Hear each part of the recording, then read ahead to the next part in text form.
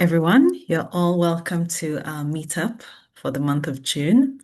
My name is Linda Nsifol, and I am the convener of Women in RMEL, which stands for Women in Research, Monitoring, Evaluation, and Learning. We are an online community that seeks to accelerate the careers of women in the research, monitoring, evaluation, and learning space. So you're all welcome. And we will be diving into a very interesting topic, which I believe would be very relevant for us as our male practitioners. Before we dive into our discussion, I will share the agenda and then we'll carry on from there. In the meantime, please feel free to introduce yourselves in the chat section and also do well to invite a colleague to be part of today's session. Thank you. So I will share my screen now.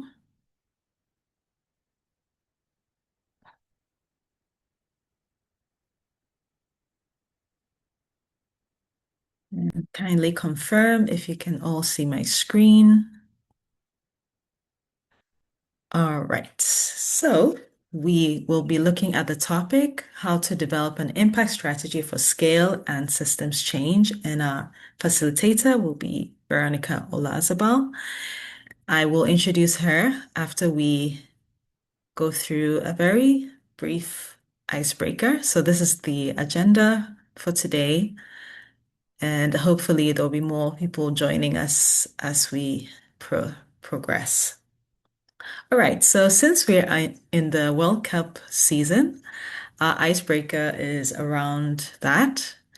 And we all know that football is a game of strategy. So I would like to engage us all in these two questions. So first of all, name your favorite team or teams. It could even be your home country's team, but or you can also mention more than one team. And then secondly, which team do you think will win the World Cup this year? I believe we've all been following, so don't feel shy to share your thoughts. I know some of us might not be so much into football, but that's okay. You I can, can join in. sure, please do. So, Yeah. I'm Veronica. I am based in the US from New Jersey. And my husband's Canadian, I'm American, and our ethnicity is from South America. So we're kind of spread Yeah. across this hemisphere. And so we're thinking Canada is my favorite team, I think, at the moment. Nice. And I think Argentina will win. Okay. All right. That's interesting. All right. Any other thoughts?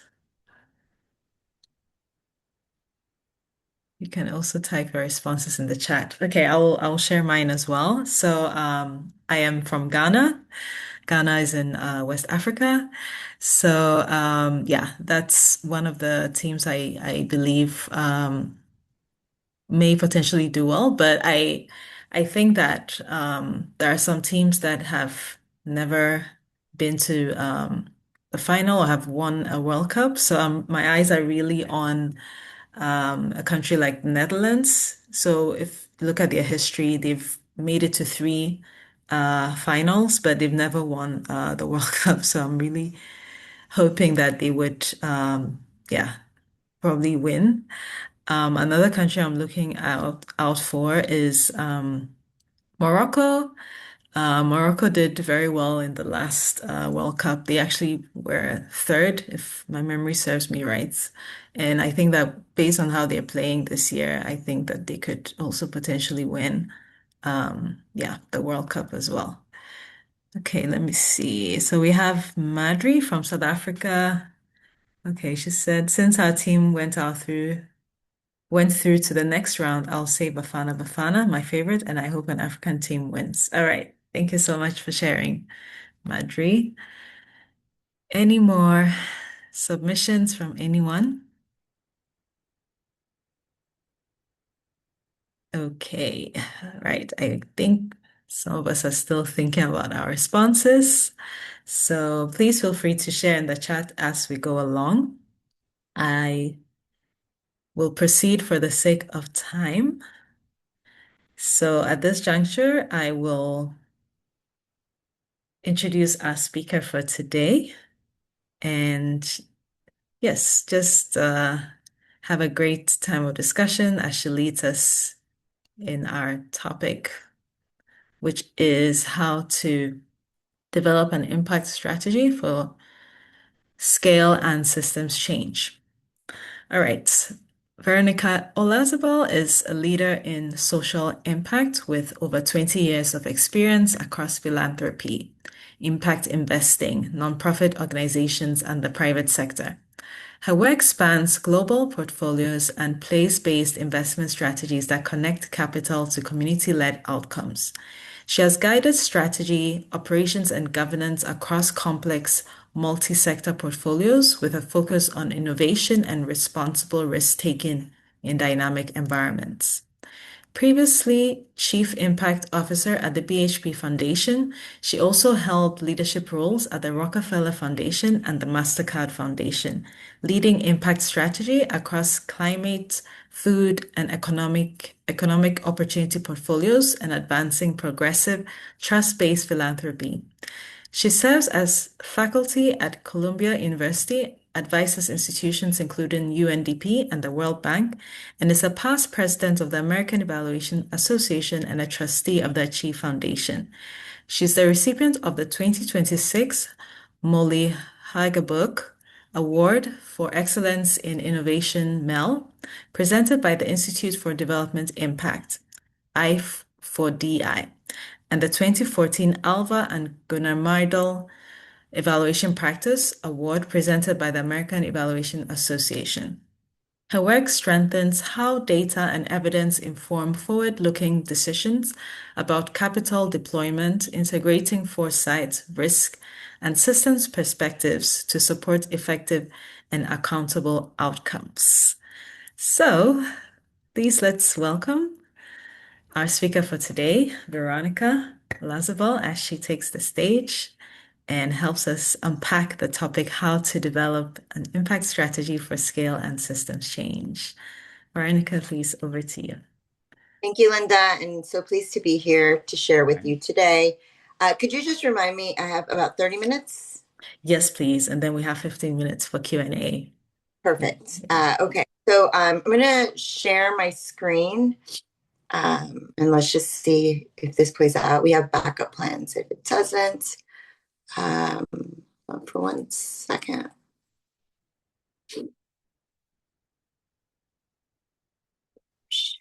So let me see. 1 second while I get to this. Can everyone see my screen? Oh, I need someone to say yes because I can't see Yes. you. Okay, and then Yes. hold on. When I do this, did you just see the slides change? Yes. Great. Okay, Yes. so everything is working. Thank you so much. Um, so pleased to be here with you. I'm not going to introduce myself because Linda just did such a great job of that. But I will share that my plan for today is to share a little bit about me, talk and set the stage with speaking about disruptors in the impact measurement and evaluation space. That will then lead to a conversation around so what? What are the implications, the considerations, and tips as we think about planning for scale and systems change, and then opening it up for questions. So just to share a little bit about me, I am based out, as I mentioned in the chat, based in New Jersey in the United States, born and raised here. And I've acknowledged that I have been in many, many positions of privilege. You heard where I've worked with, who I've worked with, and who I advise, and where I sit today. But just to remind everyone that I came from a place that looks like this. My family comes from the urban slums of Lima, Peru, and I have had the fortunate luck to have had a series of opportunities that have allowed me to serve in so many notable organizations and received various different awards for that. And I often think that the reason that I've been successful in my own career as women in MEL is because I don't forget the places where I come from. And in addition to that, I utilize that as strategy and evidence around how to build solutions to impact communities that live and work and exist in places that look more like this than where I sit today. So I'd like to start with that, with just a reminder of where I come from. And then I want to talk a little bit more big picture, zooming out. This is a quote that Greta Thunberg stated, very young girl at the time, stated in 2019 at one of the World Economic Forums in Davos. And she said, I want you to act as you would in a crisis. I want you to act as if our house on fire is on fire, because it is. And this basically set the context for a number of things that would happen since 2019, everything from a pandemic to in the US at least, a reckoning with our history in terms of race and decolonization, all the way through to this current Donald Trump administration that is very much limiting and stripping away many of the rights that we, as from the United States, have very much felt were secured and guaranteed, even as the world was changing. And speaking specifically about women reproductive rights, thinking about democracy and civil liberties, and big picture, thinking about the deconstruction of a huge bilateral that funded global development in many countries, including Africa, and that is U.S. Agency for International Development, which has somewhat changed the architecture of the way global development plays out. And I'm going to talk today about how that's disrupting MEL and the way we do MEL. So, given our current context that I just shared, there are three important trends that I think are lots of trends, but three important ones that I think are big disruptors in how we measure and evaluate impact for scale for systems change. So, the first one is there are these new actors on the scene. And so, while we have talked a lot about the changes in the global development architecture in terms of funding through bilaterals such as USAID or multilaterals such as the United Nations and the World Bank. And we recognize that evaluation and the way that we think about impact was almost born in those systems. It was born through a major compliance and accountability methodology. It was born to assure that the funds, these global funds that were coming through taxpayer dollars, were being assessed and doing good and managing bad. However, in parallel, while there are less funds coming through global development through these traditional funders, there we have seen an increase in non-traditional funders, and the non-traditional funders being private sector, corporates, philanthropies, and impact investors. And when we look at those dollars, philanthropy writ large is only about 7% of all the global development financing, of official development financing. But when we look at the amount of capital in the private markets, and we look at the amount of interest that's shifting in terms of private sector recognizing that the way that they their reputation and brand and the way that they show up in many different countries actually is correlated to communities and their abilities to purchase products. So they care about the community's ability to be economically engaged. And sometimes, having worked for a company like the BHP Foundation, which is a corporate philanthropy, sometimes they know that if they want to work in certain areas, they need to invest in the schools, they need to invest in the infrastructure, in the highways and the healthcare systems. And so we're seeing a lot of resources being invested in many areas, including Africa, with all of these additional developments. And they are starting to ask, how is this leading to impact? Are things changing? If they're investing in workforce development, for example, because they need a workforce, BHP and many companies work in various different locations where there's a large percentage of Indigenous communities, for example, in Australia, in Canada, in the US, and throughout many of the Americas. And they see these communities also being the people that generate and provide the actual employment and labor to produce the products that they will then sell. And so they are asking questions such as, are our workforce development strategies effective? Are they having impact? Very similar questions to what global development and the evaluation architecture has set out to do, but yet coming at it from a different angle. So that's disruptor number one. Disruptor number two, I alluded to this a little bit, but we've seen a resurgence on questions around equity, social justice in the US, decolonization, more broadly, just transition. So we're not just looking to move the needle on climate change in a way that leaves people behind. The global community is looking for a green revolution, well, not a green revolution, but a green transition, a green and just transition. And so issues around equity, issues around social justice, race, and just inclusive behaviors is also surfacing as something that is important and critical for being able to assess impact. So when we're thinking about assessing impact at scale and impact of systems change, this is another dimension that has to be considered. And the dimension, I would say, is not just a retrospective. There is a piece to it that feels as if we need to ask different questions all along the life cycle of a project when we're thinking about evaluating its impact. So that's disruptor number two. And then disruptor number three, AI.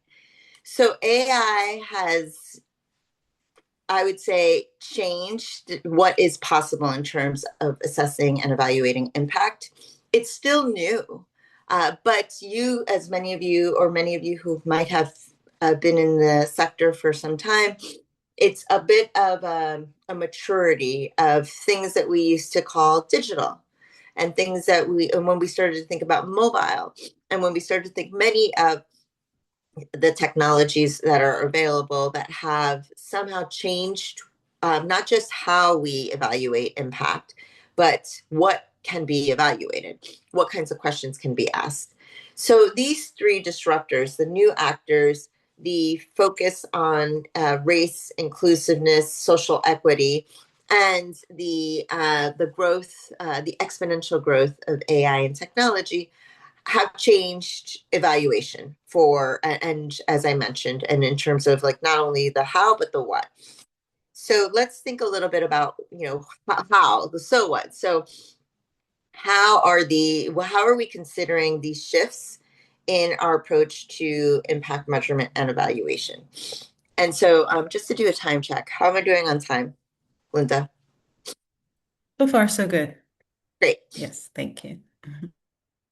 So one of the biggest changes that is different from the way that the methodologies, the evaluation methodologies have changed, I would say have shifted since the writing of our textbooks, the writing of some of these methodologies, is that, as I mentioned, there's a new market, there's a new audience, there are new people asking for accountability and learning through measurement and evaluation. So on the demand side, we no longer just have governments, but we also, and multilaterals and bilateral agencies, but we have philanthropies, we have impact investors, we have private sector, we even have civil society and citizens that can now hold different actors accountable for impacts on their watersheds or in their community development projects or in their urban development plans, because we have access to a phone and we have access to information.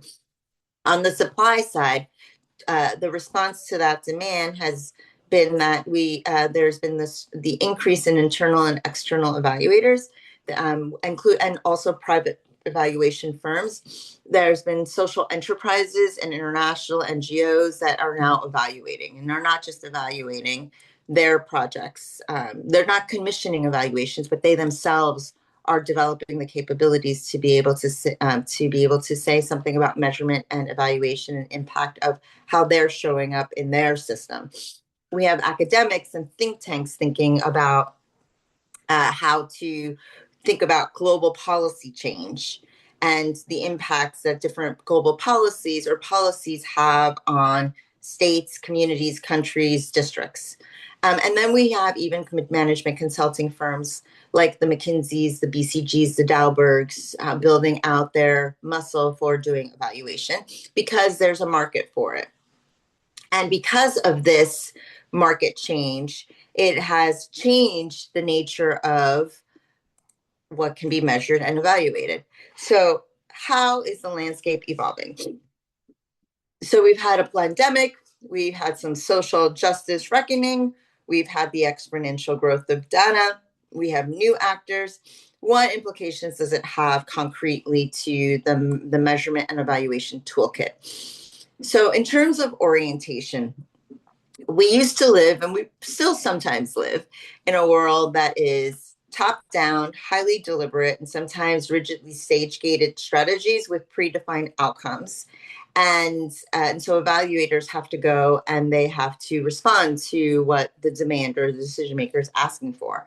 But now what we're seeing is a shift in mindset and positioning that is calling for more bottoms up emergent strategies with outcomes involving as the work matures. So more nimble and agile way to that a strategy plays out. Therefore, the evaluation has to align to that. The purpose we're seeing of measurement and evaluation shift from something that was primarily accountability and compliance oriented to something that is more adaptive management and learning oriented. The nature, we used to have these large retrospective, sometimes qualitative types of studies, and now we're seeing the behavior shift a little bit to, because that's so expensive, to more routine, consistent, timely, prompt, quantitative and qualitative, so more mixing of methods. We have what we used to want to evaluate very comprehensively. And now, because that's also expensive, we're looking at a deeper focus on the most critical and uncertain issues, assumptions, and hypotheses. And some of the traditional methods in which we used to collect data and do our analysis were very expensive and slow. And now we're looking at something that's more right size, timely, or cutting edge for data collection that generates insights quickly, costs less. And then finally, we used to very much base our analysis on self reported household level data. And now we're seeing a bit of a shift in the methods piece that is a bit more about leveraging direct user feedback, leveraging AI, leveraging social media, and leveraging human generated types of data, which has lots of implications. Against these shifting norms, decision makers face choices about what to optimize for and how they will think about both upward and downward accountabilities. And so there sometimes we find tensions, and our goal is to find a little bit of congruence of alignment, but we find tensions because decision makers or people commissioning or asking for impact of a system or scale are really looking at ambitious and galvanizing impact. They want to know the big wins, and it's in tension with what is meaningful or realistic outputs. Oftentimes we're looking at measurement that's based on what the investor or the funder or the company or the government prioritize versus what measurement based on the partner's priorities. We're looking at more data sooner versus data that's based on what implementers can generate. We're looking at emphasis on rapid action and results for adaptive management versus an emphasis on reflection and learning. We're looking at the quantitative versus qualitative debate, and we're looking at a single point focus versus a systems and multidimensional focus. And at the time when someone commissions an assessment, oftentimes they don't see these tensions. But as evaluators, we are expected to almost hold the tensions and try to help facilitate the directionality so that we can assess the results in a way that will be useful to the decision maker, not just to assess the results, but to assess the results in a utilization focus type of evaluation place so that it leads to action. And this puts us in the position, I would say, of being a facilitator. So evaluators are not just technical experts on how to do the work. They often have to build the muscle to help facilitate the conversations and decisions around these debates. So now what do we do? So what are the implications for them, what we should be prioritizing? So I'm going to talk a couple of things. I think the why of measurement and evaluation is shifting because of these new actors, because of the trends. And so, as a reminder, impact, as defined by the OECD, is defined as the changes that our work brings about, both positive and negative, intended and unintended for people and planet. And so, why do we used to measure? We used to do measurement and evaluation to number four. If we go to number four, contribute to the evidence base. And that used to be our biggest contribution. And now we're looking, the why of why we measure and evaluate is shifting. We're looking to, when we're engaging with private sector and other non-governmental organizations, we're looking to prevent impact washing and hold all actors accountable, not just government, but all actors. We're looking for ways to use data evaluation evidence to manage our work towards equity and sustainability, as I talked about earlier. We're looking not just for evidence, but we're looking for evidence that is compelling and influences action for people and the planet, in addition to contributing to the evidence base. And so these are helpful approaches to have in the back of your mind as you're thinking about the big system, the big policy, the big scale, because you're the person designing the evaluation or commissioning you might just be thinking about one of these, but oftentimes it's quite multidimensional in terms of why and therefore what you have to then get information for to be able to check off all of these whys. And there could be many whys. We're also looking for or another implication is that listening to various different community members and interest holders across your ecosystem is really important. From private sector, we really care about that because that tells us something about the potential and the addressable market where we will sell our products. And from a government and a policy perspective, we can't just wait till the end of a project life cycle to start asking people how they're doing, because then we can't action anything about it. So what we're seeing is listening to community, being embedded throughout the life cycle of a project, and therefore measuring and evaluating that systems piece along when you originate the project to implementing the project to refreshing the project to exiting the project. We're also seeing new norms in the measurements and the way that we evaluate impact because of technology. And so I talked a little bit about we used to base it on mobile data, which changed us from being survey handwritten based to mobile based. But now we have geospatial, so we can look at things from the space. Or we can look at large geographic areas, which changes the nature of the questions we can ask. We don't have to ask questions about the project. We can ask questions about the system. So it is enhancing our capabilities. We have remote sensing as well. We can use satellite imagery to start to think a little bit more about different sensors, because sensors can be placed in places where we can then see shifts in water patterns, for example, from a climate perspective. We have human generated biometrics, so everything from your Apple Watch to we used to have various different wearables, or even credit card companies in terms of where you actually purchase things can all be used as part of evidence and data. And now we have AI. And we have large data sources such as administrative data. We've got, as I mentioned, human generated, but sentiment analysis can be done through various different platforms like Facebook and Google, but now Instagram and TikTok. And then of course, generative AI. So now ChatGPT, Gemini, Anthropic, Copilot are all technologies that can have the potential to enhance our capabilities to ask questions about different questions at scale, different questions of systems. There is, though, that conversation around whether we should and what are some of the risks that this brings about that we can talk about, perhaps if the group is interested. So here's a few tips and resources that we can use, I think, that I've gained along the way. So tip number one, how do we think about a big system? How do we map it out? How do we think about scale? And so this is a schematic of a theory of change. This is my go-to tool. Theory of changes can look many different ways. This is one that I've used a bunch of times for very big systems at scale, interventions and strategies. And the reason that this particular theory of change has been useful, I'll point to it. But you can, just to familiarize, you've got your intermediate outcomes here. You would have your activities here below and your outputs, but I was focused more on the outcomes of the work. And so I've mapped it out to have these intermediate outcomes and outcomes. And then A, B, and C are all different outcome areas. Imagine that. And they lead up to the impact piece.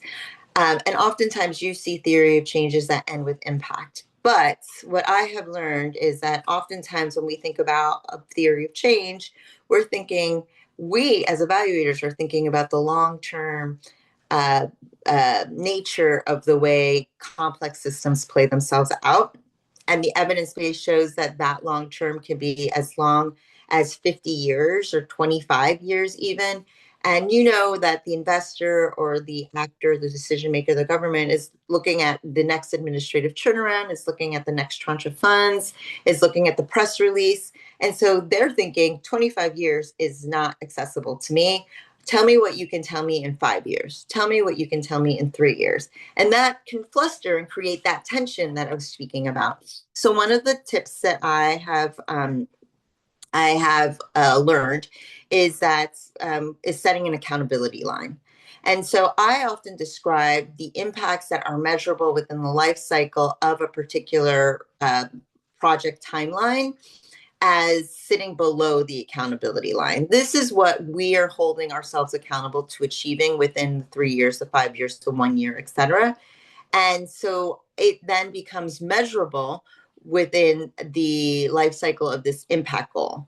But then everything that sits above the accountability line, and this is direct impact or indirect impact, and I'm talking about the impacts like changes in the sustainable development goals, uh, addressing food security at a national level. Like these are things that will take a long time to be able to do and a lot of coordination.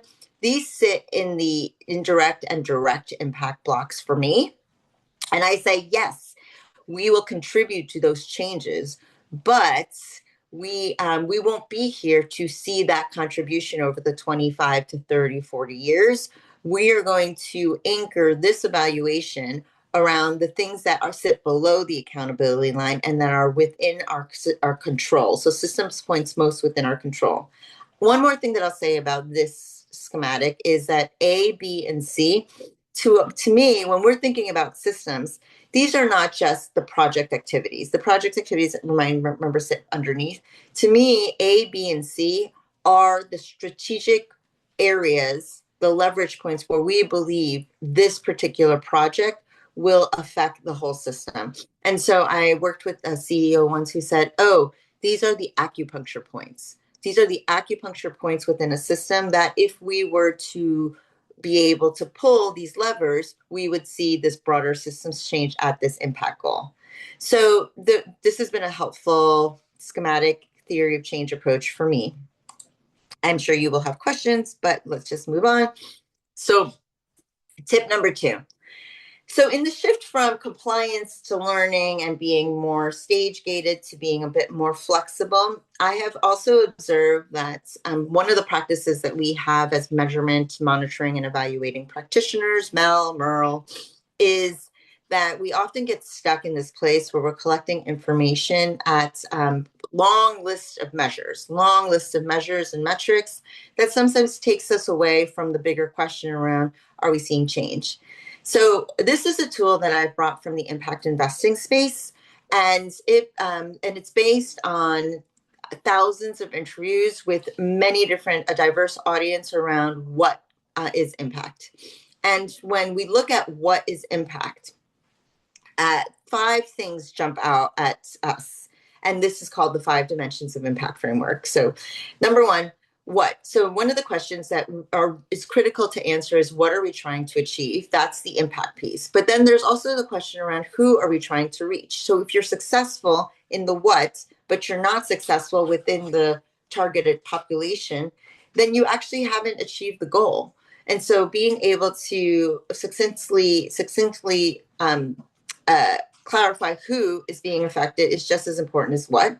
We also see questions about how much and at what rate. So that gets to that quantitative demand also, which is how much change do we expect to see and how quickly. So we're talking about increases in restoration or decreases in discrimination or think really big public policy impacts.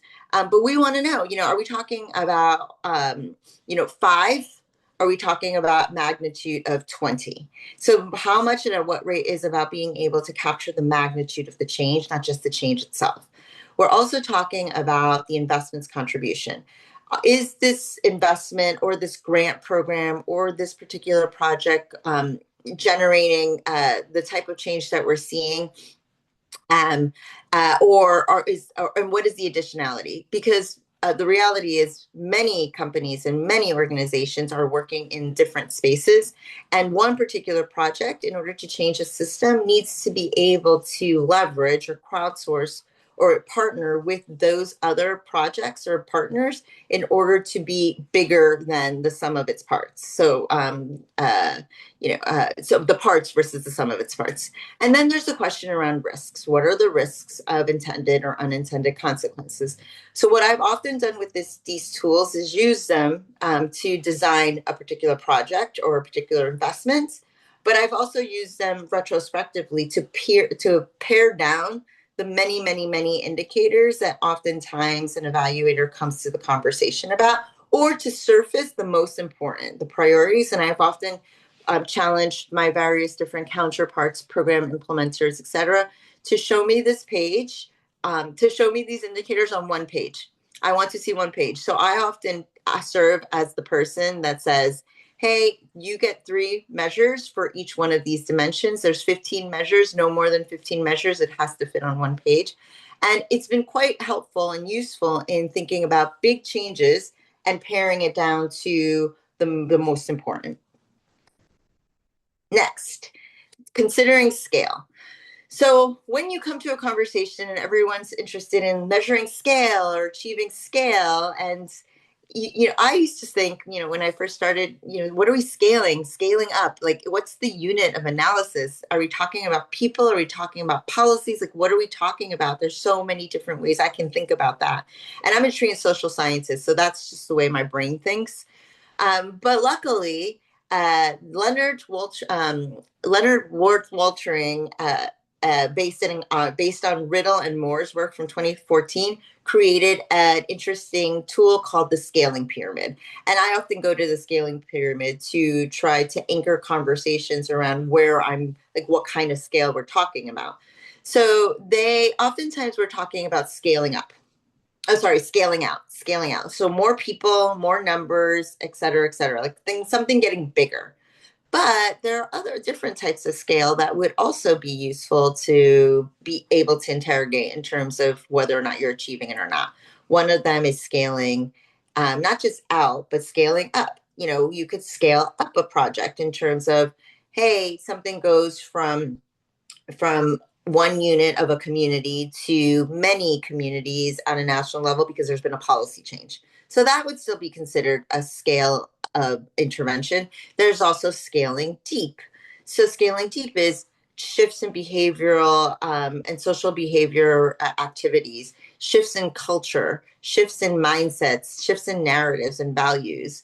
And so when working with various different communities, if you're starting to see that shift going from, hey, only one group of people believe this, but now different people believe this, and now it's become a norm. So, like, let's talk about hand washing. Let's talk about any policy that focuses on gender rights and women's reproductive rights. that is sometimes rooted in deep cultural norms about what is and is possible. And as you start to see those changes, you might be able to then demonstrate whether something is successful. Just because it's not affecting the numbers doesn't mean that it's not thousands and thousands, but it's like 3 to 4 policies or 1 to 2 policies. It's still considered scale. And so the tip is consider various different ways to consider scale from multiple angles. On this topic, so where you are in a project life cycle also matters. So oftentimes we get called into conversations to demonstrate impact, measure impact, evaluate impact. And if you look to the right, this is this is called the innovation spiral. And it's this was been adopted too, and you can see the reference here below. But essentially, it says that any project when it starts, especially if it's a new and innovation project, it starts from these various stages. Where it starts from stage one, where it's moving from exploring opportunities and challenges, all the way to stage three, where it's we're developing and testing an idea, to four, where we're making the case, and then before it moves to delivering and implementing, and then growing and scaling and spreading. So if you come into a conversation where where you have essentially been asked to measure and scale, one of the conversations that I would have first would be to try to identify where along this innovation spiral they are. Many projects that I've worked on have been in this 1 through 4 stage, in which case it would be premature to start to evaluate and assess scale because it hasn't happened yet. And so this tool provides a nice grounding for what is measurable and evaluable at what time, so that you're not coming into a conversation with this scale of methodology in terms of evaluating impact. And you really start to think about these stages in terms of the potential to have scale.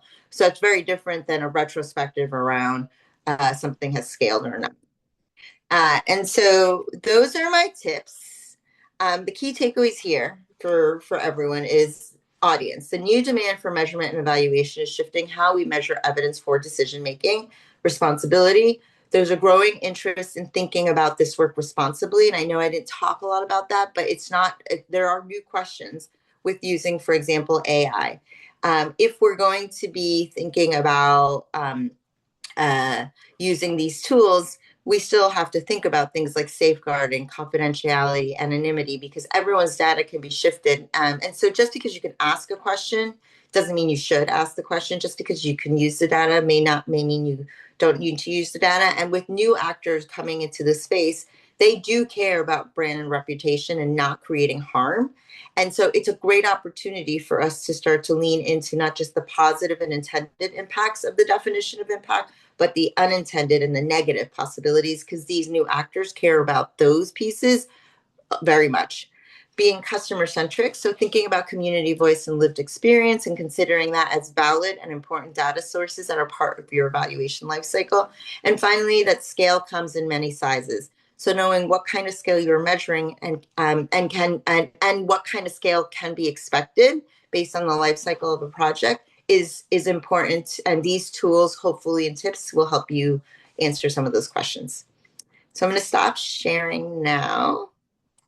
And I hope that was useful. Questions? Great. Thank you so much, Veronica, for your presentation. It was very insightful. So we've reached the stage for Q&A. Please feel free to ask Veronica your questions, or if you have any comments, or there's something at the workplace that you're battling with, or you probably need Veronica's help with. She's happy to provide any support or assistance while we're still here. Okay, so Madry Johnson said, thank you so much. I had questions about measuring scalability, and your tips really answered that. Okay, that's good to know. All right, any more comments, questions from anyone? Anyone has any experience to share? Okay, Norma says valuable presentation. Thank you. Okay, thank you to Norma. Any questions?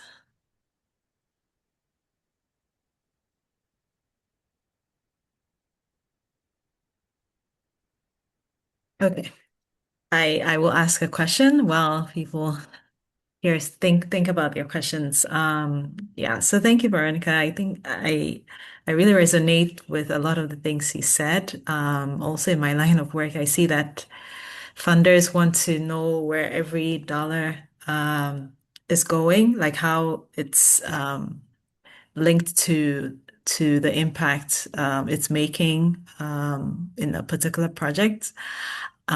So with the organization I work for, we are more or less like we coordinate funds from federal governments to have them deployed to locally led organizations in the global south. And one of the questions that we are asked is always how their investment is can be attributed to like the impact that they're making. And so sometimes it can be difficult, especially if one particular funder wants to know. And these projects or these organizations have been funded by multiple funders or have received funding at different stages of their project life cycle. So I'm just wondering how, as an organization that is coordinating these funds and ensuring that these funds are reaching these organizations, how they can get back to the funder and say, okay, we were able to say that the money you gave us was able to, provide or produce this kind of impact. Yeah, I mean, in terms of like how do you communicate that in a way that the funder can appreciate? Yeah. Great question. So I've many times been the funder on the other side, as well as the recipient of funders, and having to answer this question. Okay. And it's complex. Hmm. It's a complex context that you've just described. You've got multiple funders funding at different moments in time within the project life cycle, and probably asking for different measures of what success would look like. Yeah. And so it puts the fundee in a really hard position. And so I'm going to take off my technical hat for a moment and just Mhm. answer from hey, what are some good best practices and tips for being able to even approach how you might want to answer that?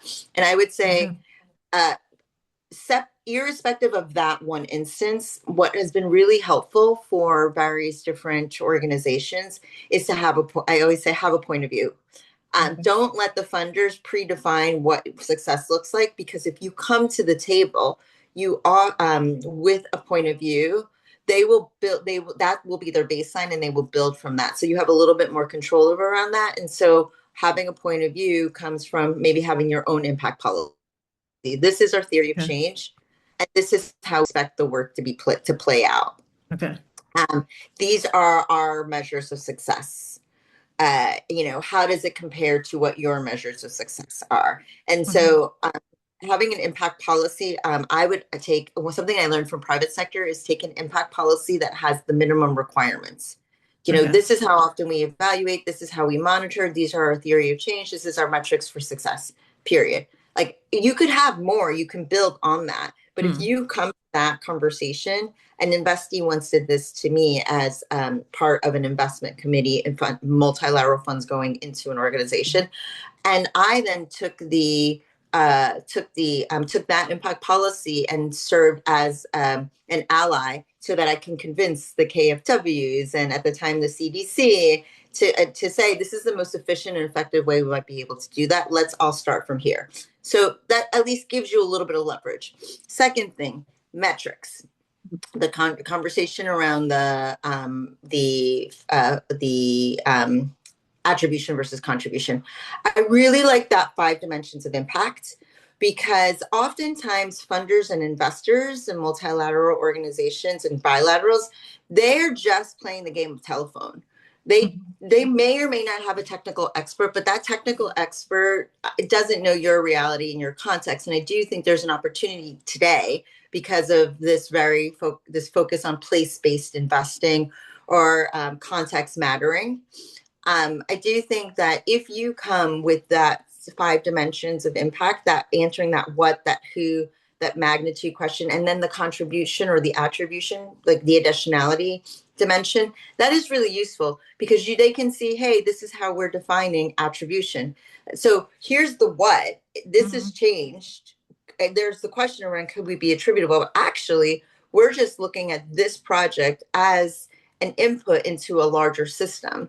And so we can see that we're trying to leverage these dollars, and it becomes a question about leveraging dollars or doing something different, um, uh, or or crowdsourcing these new dollars or leveraging your initial investment from 2 to 2x.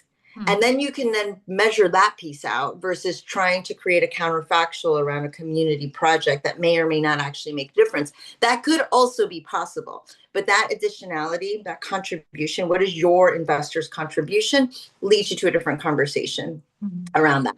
That five dimensions of impact, I tell you, I've used it in so many different instances. I've used it as a project design tool. I've used it as an evaluation tool. I've used it as a monitoring tool. I've used it as a tool for anchoring a learning conversation. Mhm. And it's been really useful because it's so succinct. I know we only have 2 minutes. So Yeah. can I share that many of the things that I talk about, I've also written about. And Linda is sharing those resources in the chat, and including a tool that we used when I was at the BHP Foundation on that scale and scaling conversation. Those tips that came from a conversation that we had. We brought in an external evaluator to help us think about scale and scaling. And so these are very useful resources. So maybe you don't have a question now, but if you take a look, I'm happy to just with what I did with Linda, just share from my own experiences as both a funder and a fundee in different areas around what could be useful or helpful as you evolve in your practice. Thank you. Thank you too. And I see Madri is acknowledging receipts of the resources and information shared. Yes, thank you. We just have time for one question. Anyone has a question? Would love to hear from you. Madri, Bright, Linda, Norma, Lucy, Rose.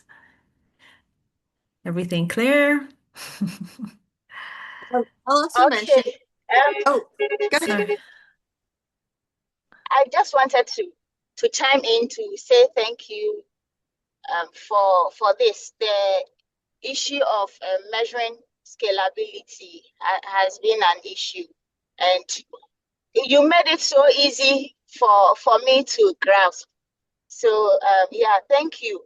So Linda, please, if the resources can be shared by email, I'm actually driving from work, so I'm not able to to That's okay. click on any of the links. So please, if Okay. it can be shared by to us. Sure.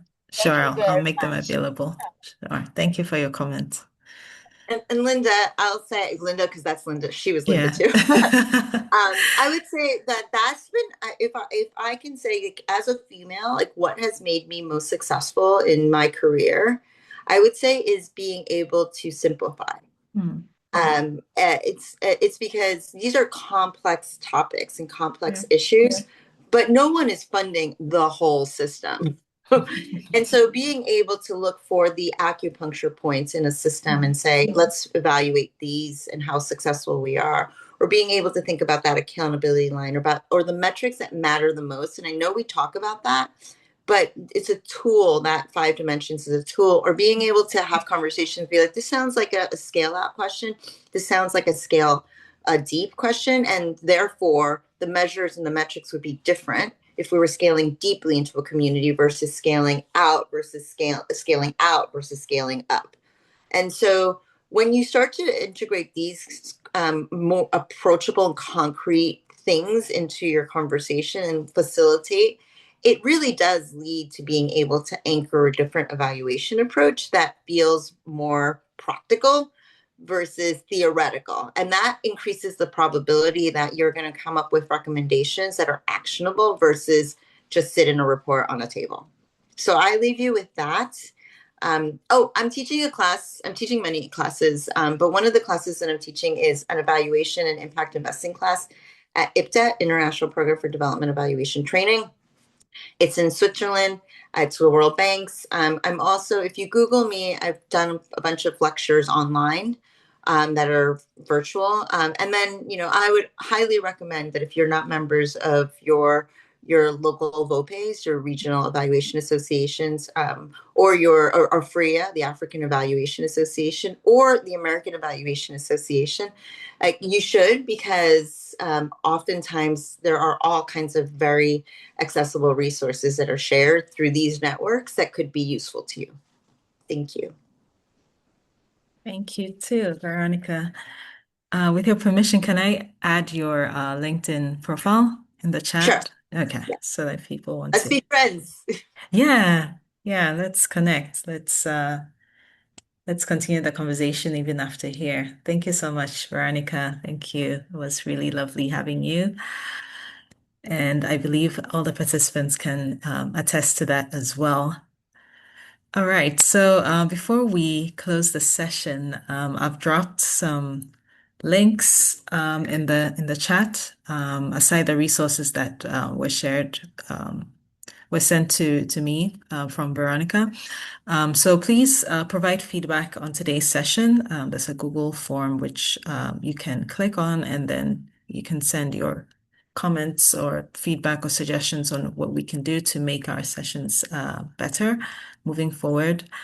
You can also access the recordings from previous sessions, and today's session will be added to our Women in RMEL YouTube channel as well. You can follow us on X and on LinkedIn, and you can also reach out to me via Gmail on womeninrml@gmail.com. Okay, so it's been a pleasure having you, Veronica. It will not be the last time we'll invite you. Hopefully, sometime in the future, would do well to invite you. Please, participants, you can show your appreciation, your love to Veronica. I think she did a very great job, very insightful presentation indeed. All right, so thank you all for joining, and I'll do well to share the resources by email. For those of us who are on the Women in RML WhatsApp page, I've shared them there already, so you can, start engaging with the resources as soon as possible. Thank you all, and look forward to our next session. Hope to see you all. Bye. Bye, everyone. Thank you. Bye. Thank you. Bye. Bye.